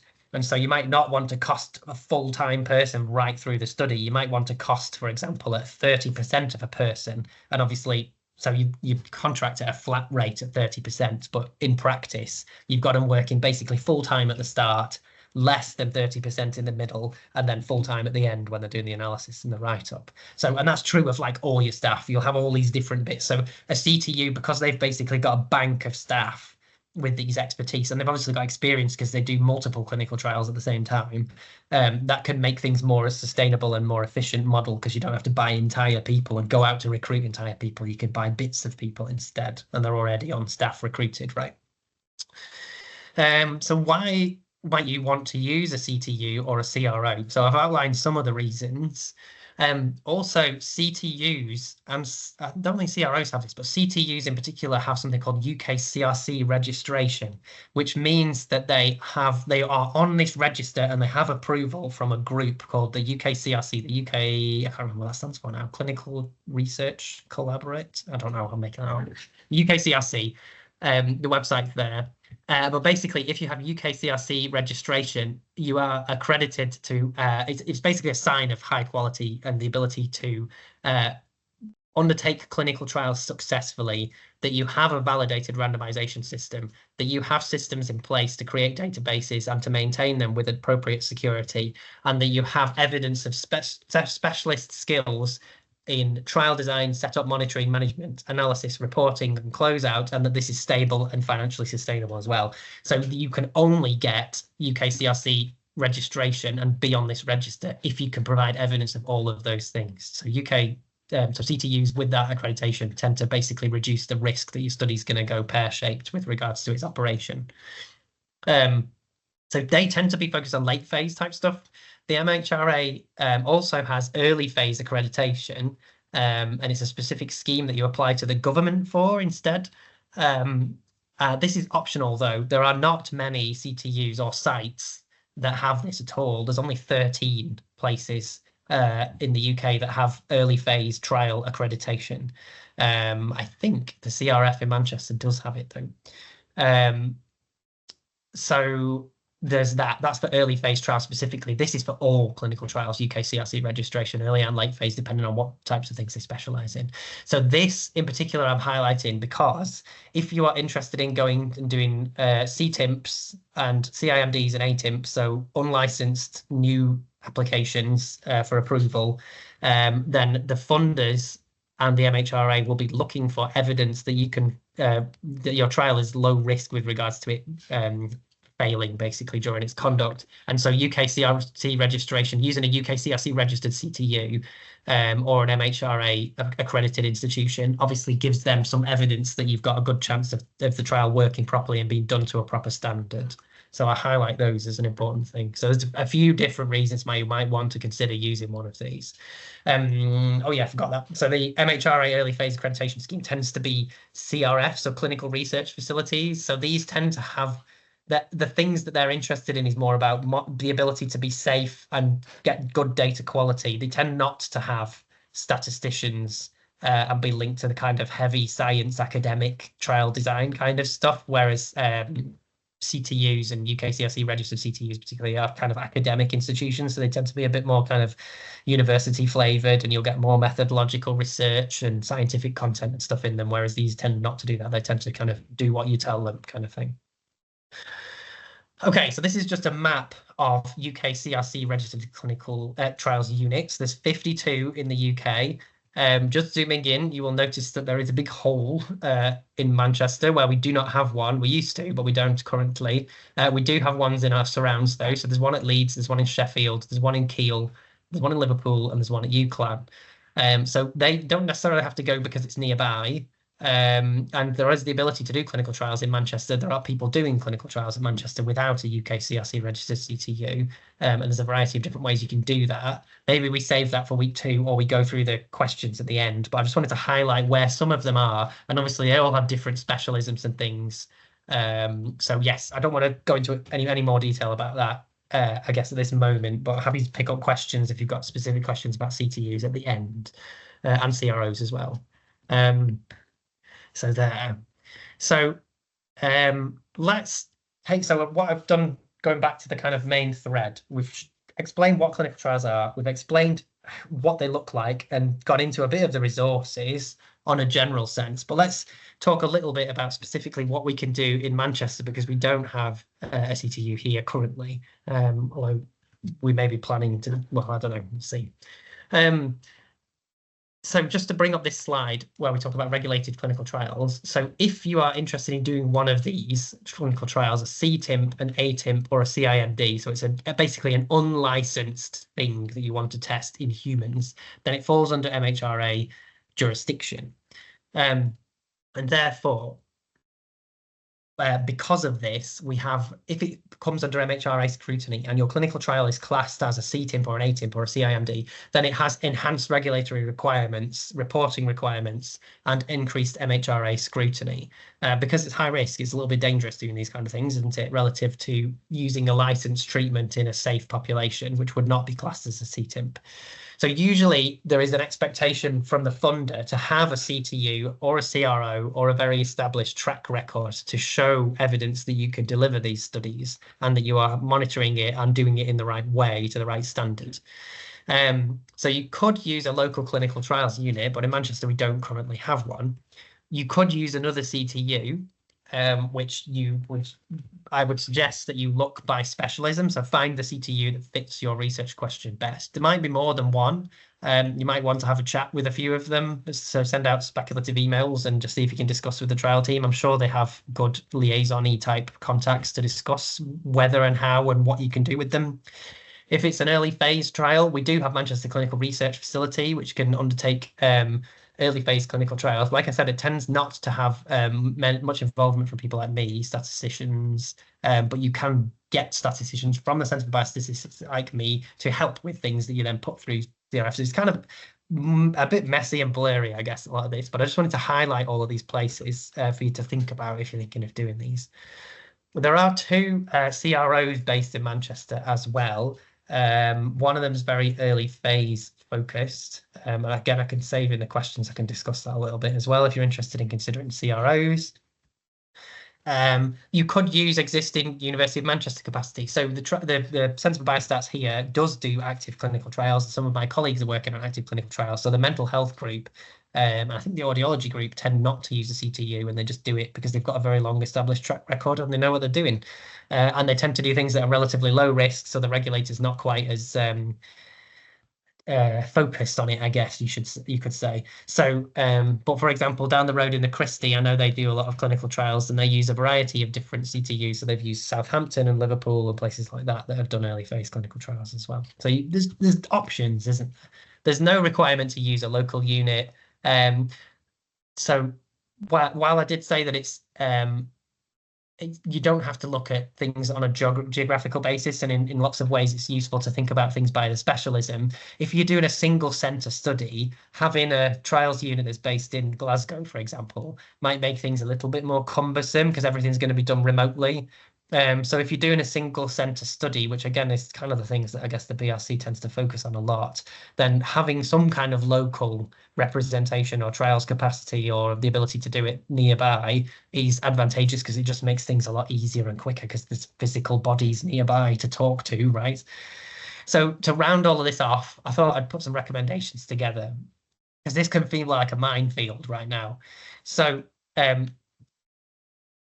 in the first instance, particularly if your study is late phase, I would recommend that you contact the NIHR Research Support Service, or the RSS, to get started. And there's a link there. I'm going to share these slides so you don't need to write this link down. But the NIHR's Research Support Service will basically have a conversation with you and help put you in touch with the right sorts of places to kind of start these conversations off. So if you've got a good idea, it's a really good idea to reach out to the Research Support Service, and they obviously are funded to do this kind of stuff as well. So they can do that. We also have Translation Manchester, particularly if you're thinking about preclinical and very early phase stuff, which is a local specialist group that's interested in helping work out how to bring about early phase studies. So the RSS does everything. Early phase particularly is Translation Manchester. We do have representation of the RSS is like a national scheme, but it's obviously spread locally. And so the people in my department, in fact, in the next 2 offices who work for the RSS. So if you contact them and say that you're at Manchester, they probably put you in touch with people here to start the conversation off and start explaining those kind of things. So I definitely recommend that you do that.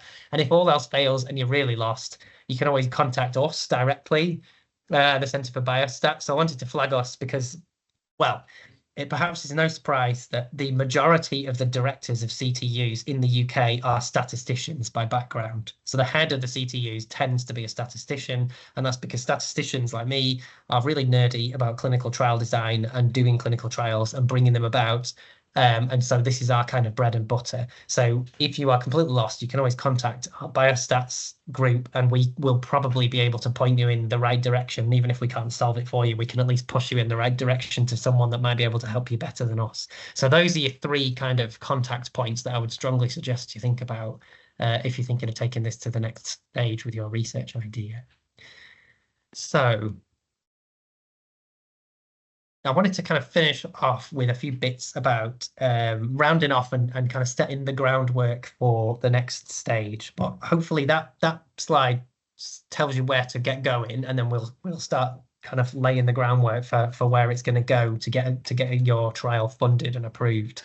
So but I guess I pause there for a minute. Has anyone got any quick questions on that side of things about CTUs and stuff like that? Again, I'll put it at the end as well. Yes. Oh, there are a few that have popped up in the chat. So I'll work my way through those.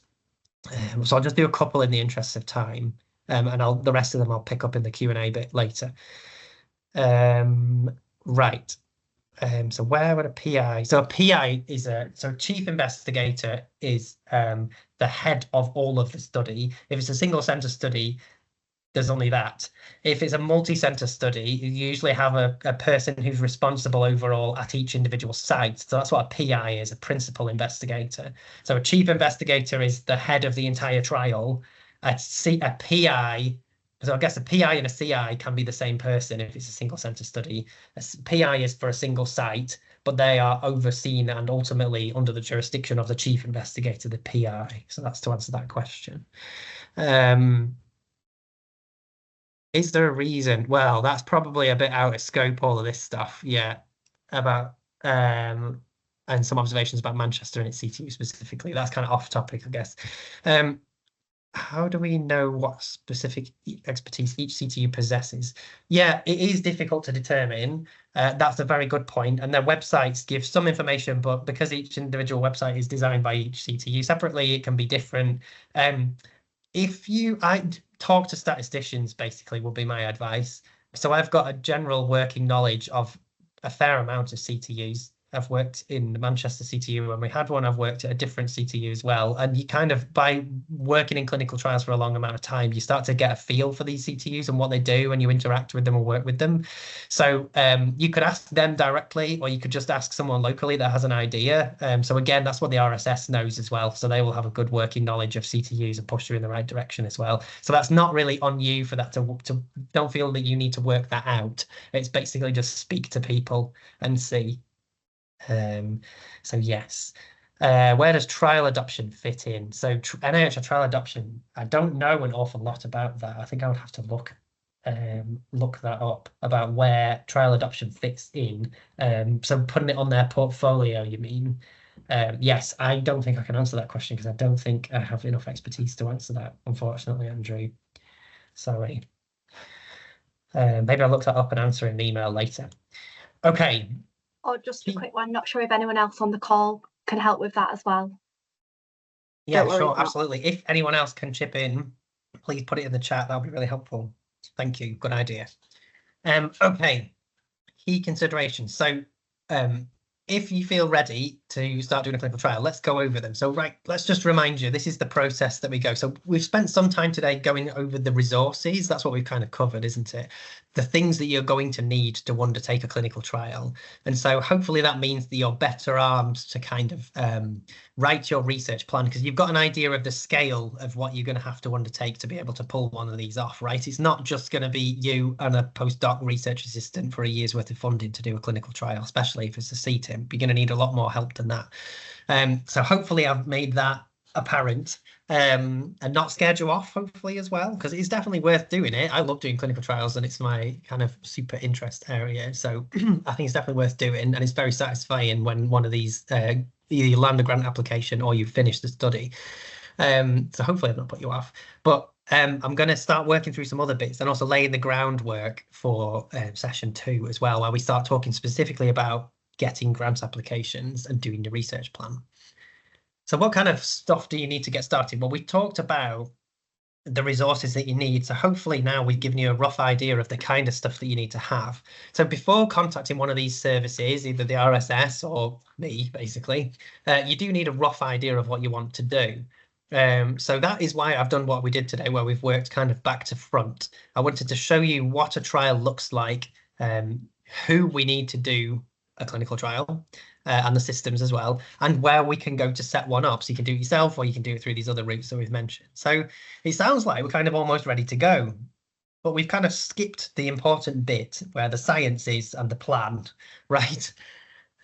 So let's just go over what ingredients we need to do a clinical trial. So we need a research plan, right? Because that's going to form the basis of our application. And that also later gets converted into your protocol, which is basically the set of instructions that you do in your clinical trial, and the thing that explains to people that what happened in that clinical trial, the story of the trial, your trial protocol, and also your stats analysis plan as well. So you come up with your research plan, and they both directly feed into these 2 subsequent steps. So you're going to need one of those. You need a research team with appropriate expertise. You may need a CTU or a CRO, particularly if it's a regulated trial. You need funding, and you need a set of approvals. And we've kind of covered those 2 aspects, but we haven't covered the other bits. So to get funding and the approvals, the next step, because I've showed you on that diagram, didn't I? We need to have an application. And to do an application, we need a plan, because that's the kind of brief version. So we go from a research question to a plan to an application, right? And to need a plan, we need a question. So let's take a couple of minutes just talking briefly about the research question to kind of lay the groundwork for the next session. So first thing you should ask yourself if you're thinking about doing a clinical trial is, fairly obvious, I guess, is a clinical trial the right thing to do? So we went over what a clinical trial is. So, but I think more than anything, I would stress that you think whether for your specific research question, it's essential to do a clinical trial, because these are expensive and difficult things to do. But they are ultimately as we said, the gold standard. They are the best way to get evidence, particularly causal evidence of doing an intervention. So, but if you're interested in a kind of epidemiological question, then a trial might not be the right way of looking at that. You can obviously blend these together, so you can have secondary epidemiological bits that you want to look at as part of a clinical trial. But yeah, you need to have a very good reason to do one. And so I think it's definitely worth thinking about whether a trial is the right thing for your particular study. But if you have figured that out and you think there is no other way to do this, we should definitely do a clinical trial. It's the best way to get this new drug approved or this new device tested in the NHS. Think about what you want to do with your clinical trial. So start to formulate the research question in this formalized process. And you might have seen this acronym before, PICO. It has a silent T. which is a bit newer. You might have seen PICO, but I stress that there is also a T, which is very important. And what you can do if you're thinking about your new good idea is frame it as a research question using this framework. So think about the participants. So who are you aiming this new intervention at? Then detail the intervention itself. So what are you going to do to these people? Then the comparator. So what are we going to compare that to? So what's the control group? Is it an active treatment? Is it a placebo? Is it nothing at all? Is it a best competing product? What outcomes? How are you going to measure the effect? And finally, when are you going to measure that effect? How long is it going to take? Are you doing in hours? Is it weeks? Is it years? So all of these things are things that we need to think about, and that's the acronym there. So PICO, you can see going downwards. So participants in intervention, comparator outcomes, and time points. And if you think about your research question using that framework, it can be a bit easier to get you started and start. That's the initial point that'll help getting you to kind of flesh out a research plan. So we're going to cover this an awful lot more in session 2, but just to kind of lay the groundwork, and if you kind of feeling inspired to do a clinical trial, think about it in that way, and then for next time we can come primed and ready with it, kind of using that framework. Okay. So I think one of the questions earlier talked about this a little bit. I went over ways to classify clinical trials based on where it is on the translational pathway. So developing a new study and this shift from safety to efficacy, but you'll also see language, particularly used by the NIHR in its systems, in its funding applications, explaining clinical trials by these other words. So I wanted to give you some kind of meaning behind them and relate these flavors of trial to the framework, the drug development pathway that we talked about, the translational pathway. So you might see studies saying an intervention development study. Well, that would be, usually that's for kind of devices or complex interventions, and they cover most of the stages before the final efficacy evaluation of the those, the ideal and the ideal D framework that I showed you. So if you have a study that's an intervention development study, it will be one of those earlier stages, like stage 1, stage 2 of the ideal or the ideal D framework. So they're interchangeable, but you'll see this term used a lot. You may also see people talking about feasibility studies. Well, a feasibility study is not necessarily a randomized clinical trial, but it is a study that's designed specifically to work out uncertainties for a subsequent study. So these can look quite different in their design to a study. So you might do a feasibility study to work out whether you should do a phase 3 clinical trial, right? And so because you have a degree of like uncertainty around certain aspects of the intervention. So for example, if we're doing a study in a particularly rare disease, we might be worried about whether we can recruit enough patients to get the sample size. So you might want to do a little mini study where you don't randomize anybody, you just see if you can recruit people to the rates that you need to. So that's a feasibility study. Or you may be testing some kind of new smart technology and and it's supposed to reduce pain, and we're not actually clear how we're going to measure pain. Are we talking about pain on some questionnaire? Are we talking pain on some kind of like sensitivity test, like a bank of tests that we do people to do? Do we measure it via a multiple different kind of multifunctional questionnaires? Is it some kind of thing we're going to pull from the app? So you might want to do a study that actually collects lots of different outcomes, more than you would actually test in your main trial. And then you would pull out the candidate outcomes and then use them in the subsequent study. So all of these questions can be answered in a feasibility study. So they don't fit neatly into that track of the drug development pathway, but they definitely do get used an awful lot. And you use them as a kind of a separate step to kind of work out things that allow you to then apply for the next step. So these are often done, you can do them as a separate funding application, but they're also often done kind of rolled into a big funding application.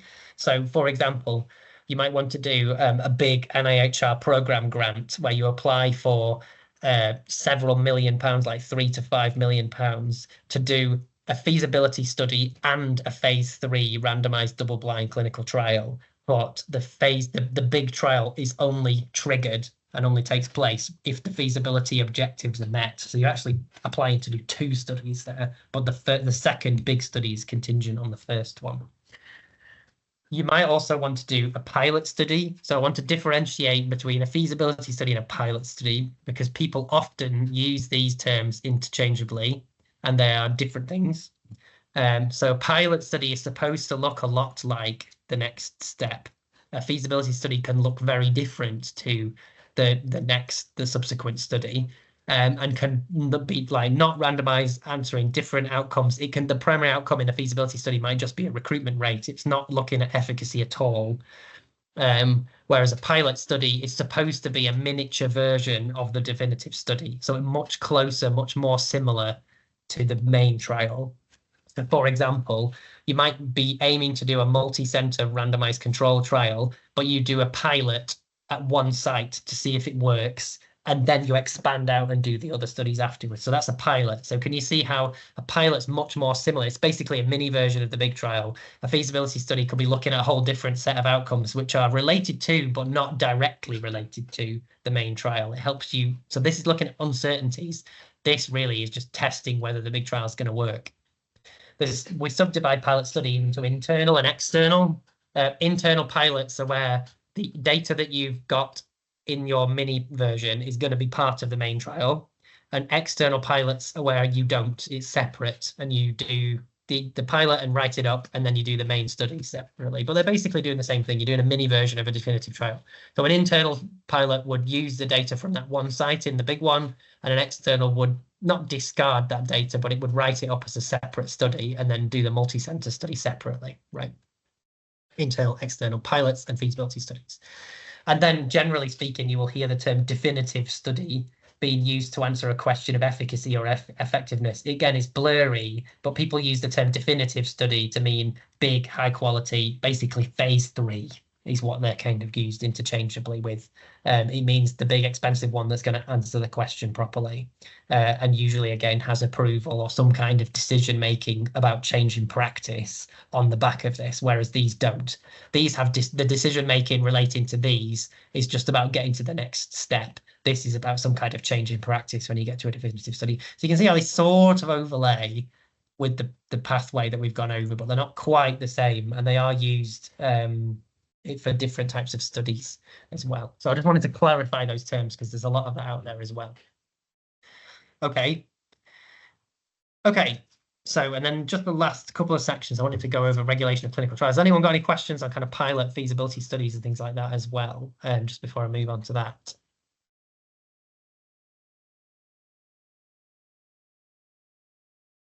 Oh, that seem okay. Okay, great.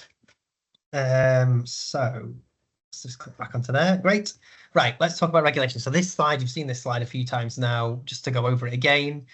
If you are doing just to stress this point, basically, if you're doing an unlicensed intervention, it falls under MHRA jurisdiction, which means it's a regulated clinical trial. And I've said that several times, but one of the questions that you might be thinking to yourself is, how do I know that my new drug is one of these things, or my new therapy is this? Well, the MHRA produces an algorithm for drugs that says, is this a clinical trial of a medicinal product? And basically you work your way through this algorithm, and if it meets those criteria, then yes, it is classed as a CTIMP. So some things can seem really blurry because they don't directly have an effect, or they are partly licensed for some things, but if you're applying it to a new use case, then it will become. So if you're using a licensed medication in a situation that it is not licensed for, then it is classed as an IMP, for example. So it's not very clear cut sometimes. So they've produced handily, and the link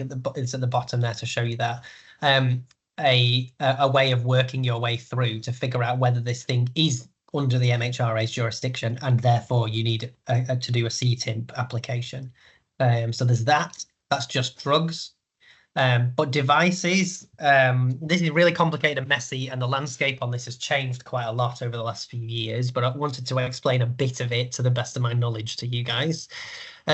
So trying to figure out whether your medical device is a CIMD type study, whether it's whether it's basically whether your new thing, is it a medical device or is it just a thing, an object or a procedure. So the regulations have tightened up considerably over this, and I think are changing in the next few years, certainly in the EU as well, to become a lot tighter and more clearly defined. Just to highlight though, what is classed as a device is incredibly broad. It is any entity that has a direct impact on health outcomes. Okay, that would be classed as a medical device. But if you think about that, that could mean all sorts of things. So to give you a flavor of things that would count as medical devices, prostheses and we're talking internal and external prostheses. Syringes, if they're pre-packaged with a drug in them, or just an empty syringe, is a medical device because that's going to directly impact health outcomes.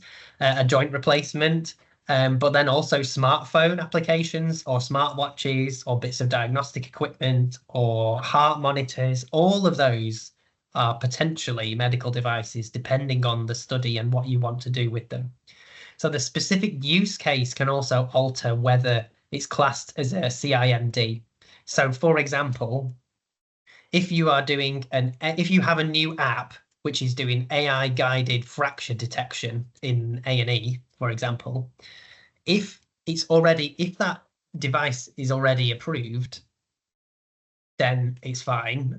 If it's you're just using your app to do some kind of semi-epidemiological study where perhaps you're not changing practice, but you are using the app. So for example, we're going to deploy it in A&E and we're going to count the amount of fractures that it detects. But ultimately, the decision making is still on the radiologist. He's still going through all the same procedures as usual. And any of the decision making is still as it is normally. So the app is just an extra bit of information, and we're going to look at that in our analysis, but we're not actually affecting the clinical pathway in any way. Then that might not be classed as a CIMD. However, if you then feed the information to a radiologist, or the app itself is deciding whether there is a fracture and practice changes, so what happens to the patient is dependent upon what goes on in the app, then that almost certainly will be a CIMD. So even it's very blurry and difficult with devices because it depends not just on what the thing is, but also what you're going to do with it. So handily, you basically have to go to the MHRA with an application and they decide for you. But generally speaking, medical devices are classed based on their risk, and they can be classed as 1, 2A, 2B, and 3, with 3 being high risk and 1 being the lowest risk. And so they have definitions, but handily they give you some examples as well to give you a flavor. But obviously it's very difficult to work out whether your specific device is a certain class. You almost always have to consult the MHRA to work out what it is prior to your application. But again, I'm sure the research support service and folks will help you guide you. And there are also lots of organizations and consultants, specialists online that know device regulation and can help you with that kind of thing. But it is complicated and messy. So there you go. And then just finally, to round off, I thought I'd mention we're talking about regulations in this section. So I wanted to also flag, as well as the need for people and systems, there's also training that you are required to have if you're going to undertake clinical trials, particularly if you're going to undertake CTIMPs and ATIMPs and CIMDs. So these are collectively referred to as GXP training. You may have done some of these yourself already, especially if you've been involved in clinical trials, even recruiting in clinical trials, you'll have to do some of these. So they're called GXP because they all start with good and practice, and the middle word changes. So there's good clinical practice, which I think is the most commonly seen one, which is basically the basis and history of doing clinical research and clinical trials and reporting requirements and all of that kind of stuff.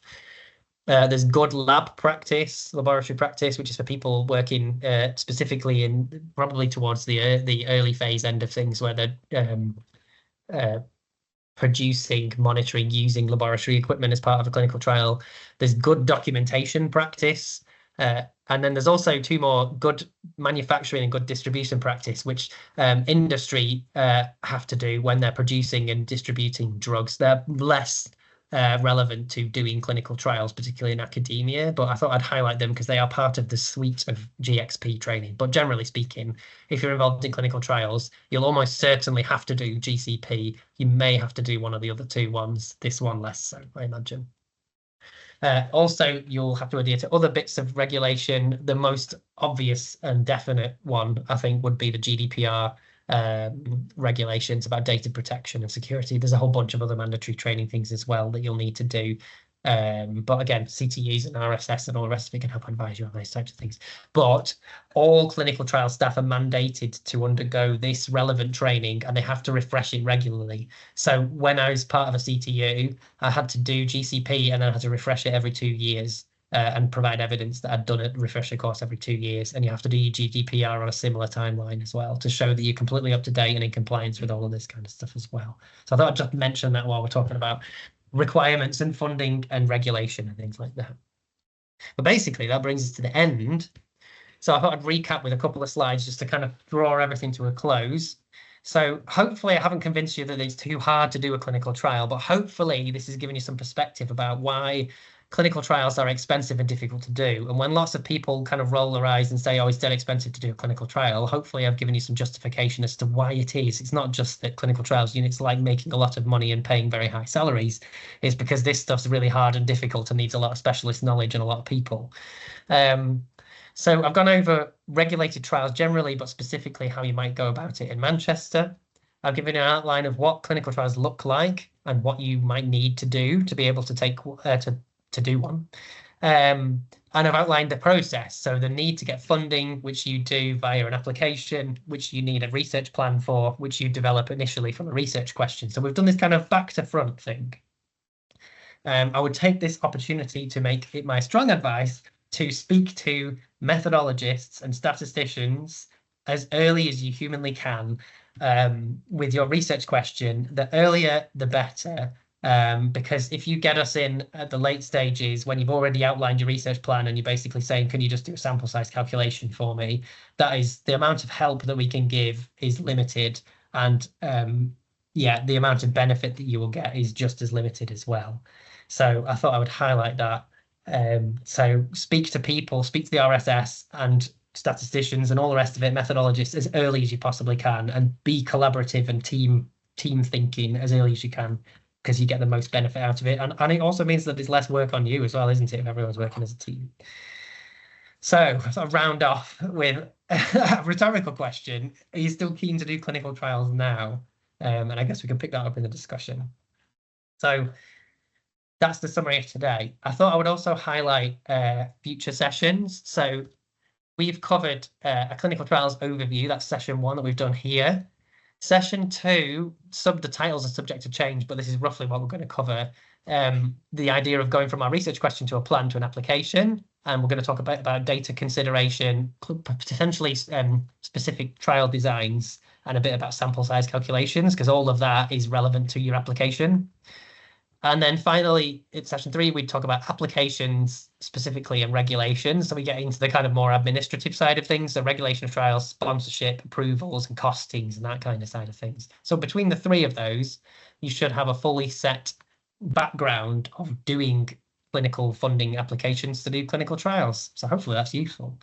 And then we thought we'd round off as well with some case studies. I'm not sure if we're going to do these as a separate session or kind of build it into the 3rd one, but we thought it'd be useful to share you some specific case studies of studies and ideas right through and how they come about and where they ended up and all the decision-making processes as well, because I thought that might be useful to show you these actually done rather than all in theory.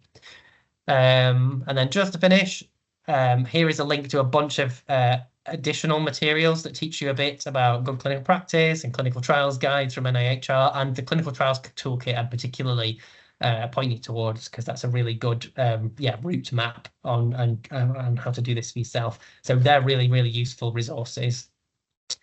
And that's it. I wanted to point out that we have an evaluation form at the end of this. So you can use that link, or you can scan that QR code now. Your feedback on whether these are any good and how you found them will be really, really valuable. And also it means that you can control to a degree the amount of content that we put into the subsequent session. So we really are going to look at these and listen to what you're saying. So please do fill those in if you can, because it would really help us. Yes, other than that, I'm done, and I'm quite happy to sit and answer questions for the remainder of the time if anyone's got any questions on doing this. So I hope that was useful. Thanks very much. I'll leave the evaluation form up actually, maybe. Thanks very much, Matt. That was a brilliant overview, and I'm sure really useful for everyone, however much you're involved in doing clinical trials. Does anyone have any questions or queries about anything you're working on or about the session today? Don't worry if not, I'm sure you might all want to go for lunch soon. Everyone wants to go for lunch, yeah, maybe. Don't think there's any hands up. Yeah, I think. Oh, question from Ruth in the chat. Can you see that, Matt? Just scanning through now. Quick question. Yes. If you or your project isn't funded by NIHR, you can still go to the, yes, absolutely. So you can go to the RSS with nothing, basically. And they'll help you to different degrees. So sometimes you can go to the RSS to just help shape your ideas and just be a person to bounce the idea off.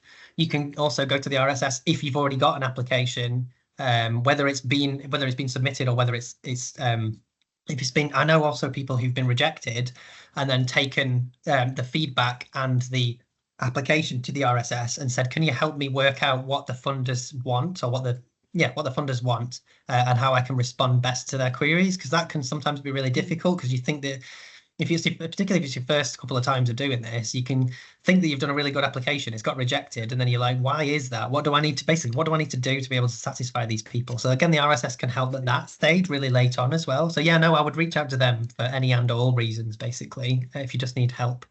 So I hope that helps. That's great. I don't think there's any other questions so far. My only thought is we could maybe share some links to RSS, websites, etc., for contacts, yes, and any other kind of useful links that might not be in the presentation. I think I stuck the RSS links back in the recommendation, that box. There you go, there. So those three, they're there on that slide if you need them, but I guess I could put them in the chat as well. Can I copy that link? Does it let me do that? Nope. We can share them in the slides. That's fine. That's great. Okay, cool. Fabulous. Brilliant. All right. Thanks, everybody. Thanks, everyone, for joining today. Hope to see you at future sessions, and have a nice lunch. Thank you. Bye. Take care. Thank you.